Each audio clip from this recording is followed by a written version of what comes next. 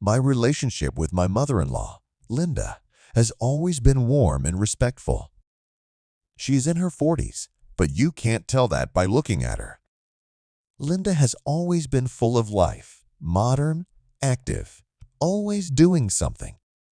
She is the kind of woman who loves good company and knows how to make you feel at ease.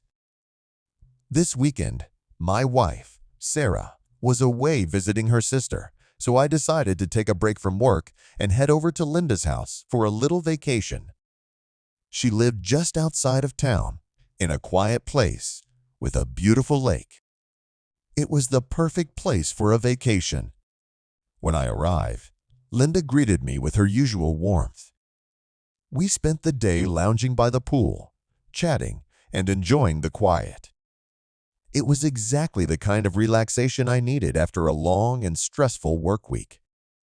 The sun came out, the pool was refreshing, and Linda even made a few cold beers for me. Life was beautiful. When evening came, we had a casual dinner together, grilled vegetables, steak, and a glass of wine. Linda and I chatted about everything and nothing, sharing stories and retelling family gossip. We felt at ease, like two friends enjoying each other's company. When deep night came, we said good night to each other and retired to our rooms. I was exhausted from the sun and the swim, so I collapsed on the bed in my swim trunks, not even bothering to change. The summer heat made the air heavy, and I dozed off almost immediately. In the middle of the night, I woke up to a strange noise. It wasn't loud, but it was enough to get my attention. I sat up, trying to figure out where the sound was coming from. After a few minutes of listening, curiosity got the best of me, and I left my room, wandering down the dark hallway of Linda's house. The sound grew more and more distinct as I approached Linda's bedroom. I stopped at the door, hesitating. I didn't feel like trespassing, but something about the quiet tension hanging in the air pulled me closer. I knocked softly, barely audible, and opened the door. Inside, Linda was sitting on the bed, her face illuminated by the soft light of the TV. She looked up at me, and I immediately got the feeling that I had interrupted her, watching an unusual movie. But Linda didn't seem upset that I was interrupting her. On the contrary, she smiled calmly and invitingly. "Ryan," she said softly, "come on in. It's getting late." "What are you doing upstairs?" I stammered. "I heard something, and I just wanted to make sure everything was okay." She nodded, still smiling. "Everything's fine." I couldn't sleep either, so I decided to watch a movie. What better way to sleep? There was a brief pause, silence filling the room as we both stood there, not knowing what to say next. Then Linda gestured to the edge of the bed. "You know," she said, "my back hurts from all the gardening I've been doing this week.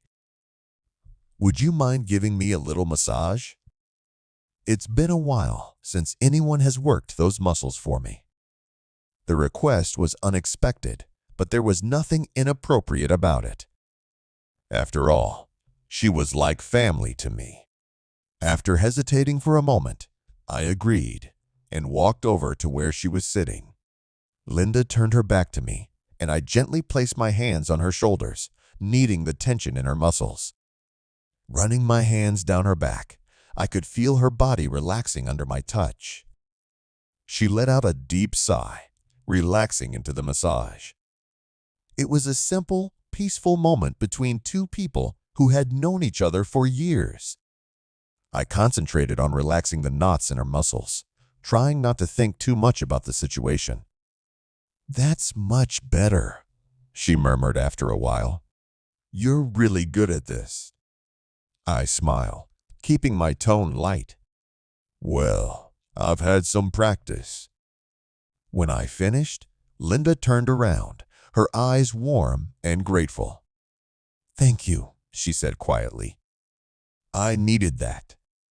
We sat for a while longer, and the room was silent except for the faint hum of the television.